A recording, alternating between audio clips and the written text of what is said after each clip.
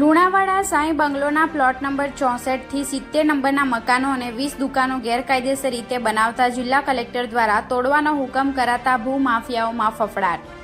નવરચિત મહીસાગર જિલ્લો નિવિન બન્યા બાદ જમીનોના ભાવ ઉચકાઈ રહ્યા છે।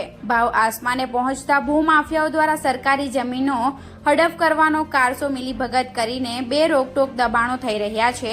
જેમાં પણ જિલ્લાનું વડું મથક લુણાવાડા બનતા નગરમાં સરકારી ગૌચર સહિતની જમીનોમાં ખૂબ મોટા પાયે ગેરકાયદેસર બાંધકામ થયું છે તેમજ નિયમ વિરુદ્ધ પણ ખૂબ મોટા પાયે બાંધકામ થયા છે।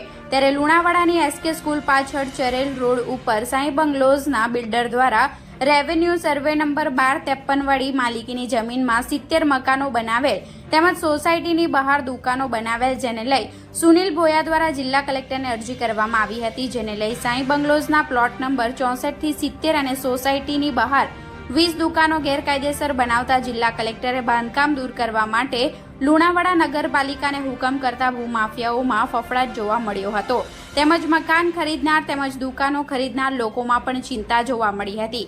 તો બીજી તરફ લુણાવાડા નગરના લોકો ઈચ્છી રહ્યા છે લુણાવાડા નગરના અન્ય ગેરકાયદેસર બાંધકામો પણ દૂર કરવામાં આવે તેમજ બીયુ પરમિશન વગરની બિલ્ડિંગો પર યોગ્ય કાર્યવાહી કરવામાં આવે। Reporter Sanjay Jaiswal, Gujarat crime news, Santrampur.